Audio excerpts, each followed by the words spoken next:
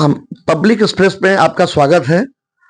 हमारे साथ बैठे हैं पंडित डॉक्टर रामलाल त्रिपाठी जी।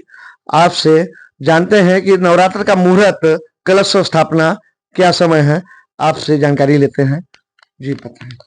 प्रातः काल जो है सूर्योदय के समय से 5:53 से दोपहर में 2:54 के अंदर कलश स्थापन का शुभ मुहूर्त बहुत ही अच्छा है। इसी समय में कलश स्थापन हो जाना चाहिए। हमारे शास्त्रों में यह है कि कलश स्थापन प्रतिपदा में किया जाए। प्रतिपदा की स्थिति यही बन रही है कि 5:53 से लेकर के 2:14 तक का, तो इसी में स्थापित कलश जो है वो प्रतिपदा में हो जाएगा स्थापना। अतः हर तरह से प्रयास करके समय का ध्यान रखना चाहिए धार्मिक जनता को। जैसे कि कोई अगर से उस समय ब्राह्मण का तेजी होता है, तो कुछ लोग के पास ब्राह्मण नहीं पहुंच पाते हैं, तो कोई अपने मन से रखना चाहे तो उसमें क्या विधि है, वो कैसे कर सकता है, रख सकता है? यदि किसी कारण से कार्य सिद्ध नहीं हुआ तो हमारे यहाँ गोधूली बेला जो है, गोधूली सर्वसस्ता नैव लग्नस्य चिंता, फिर गोधूली में सारे कार्य किए जा सकते हैं। सायंकाल 5 बजे से लेकर के और 7 बजे के अंदर अंदर कर लिया जाए। यदि ऐसा भी संभव नहीं हो पाया तो चूंकि पहला ही दिन रहेगा, इसलिए फिर रात्रि में 8 बजे से लेकर के और रात्रि 12 बजे के अंदर कलश का स्थापना कर देना चाहिए। पूजा के संबंध में जैसे कि मान लीजिए कि क्या क्या व्यवस्थाएं लोगों को करना चाहिए, पहले से व्यवस्था करके रखे रहें तो अपना आराम से आप आए तो कोई ब्राह्मण आए पूजा कराने के लिए तो उनको आराम पड़े। सर्वप्रथम बालू और गंगा जल का प्रयोग ले आना चाहिए। इसके अलावा जौ जो है पुराना मिल जाए तो बड़ा अच्छा है, नहीं जो भी कुछ मिल जाए, जौ और गेहूं का मिश्रण भी करके किया जा सकता है। इसके अलावा 7 प्रकार का जो अनाज होता है जिसको हम लोग सप्तधान्य कहते हैं, तो सप्तधान्य का भी पूजन के क्रम में हमारे यहाँ स्नान, फिर पंचामृत इत्यादि से स्नान, विधिवत जो है गुलाब जल, केवड़ा जल इत्यादि सुगंधित जलों से, तीर्थ के जल से स्नान हो भगवती का।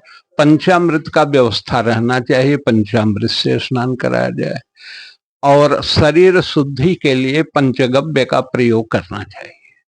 पंचगव्य मंडप में छिड़का जा सकता है और स्वयं यजमान जो है वो पंचगव्य का प्राशन कर सकते हैं। यस्त्वगस्थि गतम पापम देहे तिष्ठति मामके प्राशनात् पंचगव्यस्य दहत्यग्निरिवेन्धनम। पंचगव्य का प्राशन किया तो मनसा वाचा कर्मणा, और हड्डी और मांस में भी अगर कोई पाप प्रवेश कर चुका है तो प्रायश्चित दूर हो जाता है और छिड़काव से जो है मंडप शुद्ध हो जाता है। इसलिए इसका प्रयोग करना चाहिए। इसके अलावा सुंदर गंध, हम केसर युक्त चंदन, कस्तूरी युक्त चंदन, रोली का प्रयोग करने चाहिए। लाल चंदन, सफेद चंदन का प्रयोग हो। अक्षत के प्रयोग करते समय ध्यान रखना चाहिए कि अक्षत टूटा हुआ न हो, साबुत हो। माला फूल अपने रुचि के अनुसार सब कुछ अर्पण किया जा सकता है, जिसमें 2 चीज बहुत माँ को पसंद है। एक तो गुड़हल का फूल, गुलाब का फूल। इसके अलावा भगवती कमल को भी बहुत पसंद करती हैं।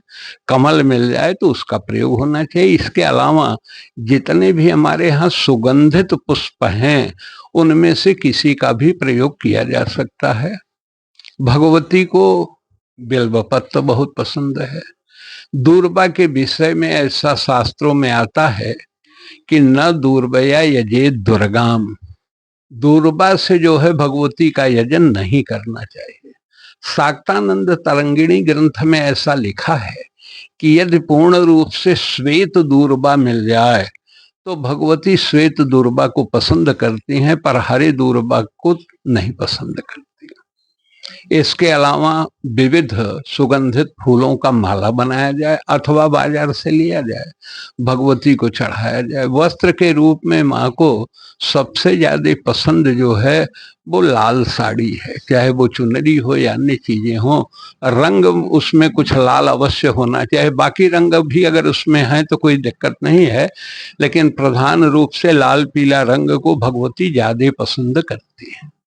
भगवती के पूजन में पुष्प के अलावा सुगंधित धूप हो, दीप हो। दीप दो तरह का बनता है।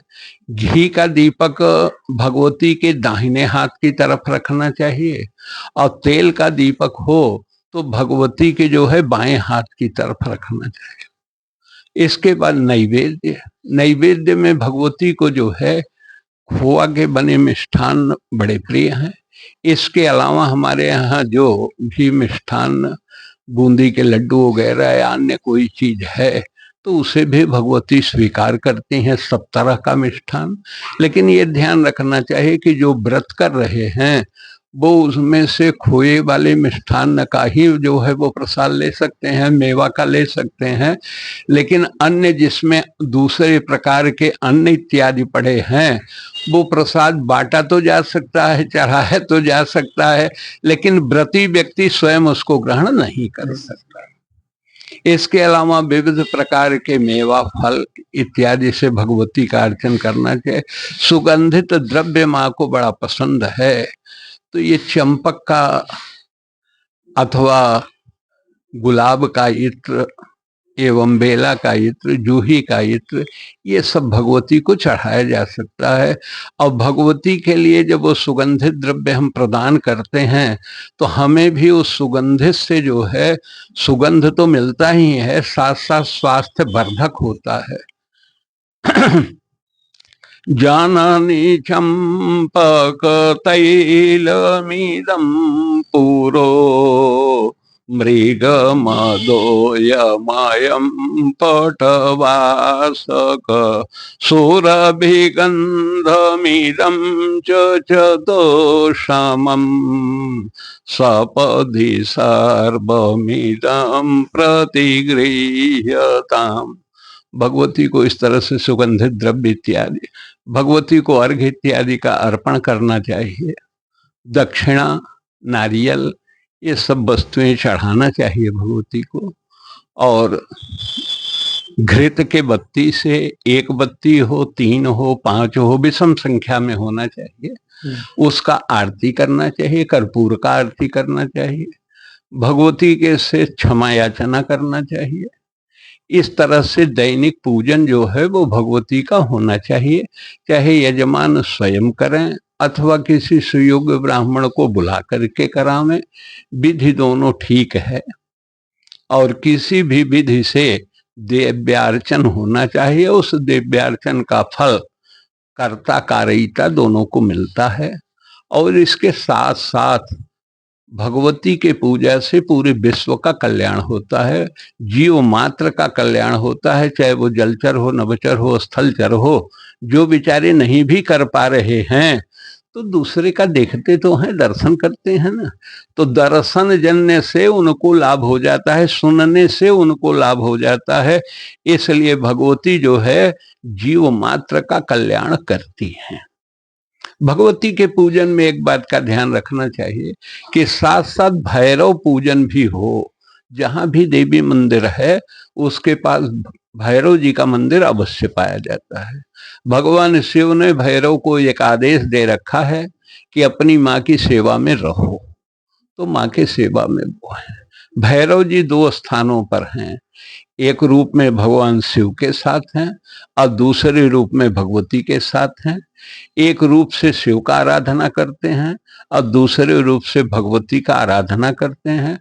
और भगवती के सुरक्षा में जैसे हनुमान जो हैं वो यावत जीवन राम के साथ रहे, और एक रूप में शिव रूप में राम के द्वारा किए गए पूजा को ग्रहण भी कर रहे थे। दोनों रूप उनका था, एक रूप में उनके साथ हैं, दूसरे रूप में उनके द्वारा दिए गए पत्र पुष्प को श्रद्धा भक्ति पूर्वक स्वीकार भी कर रहे हैं।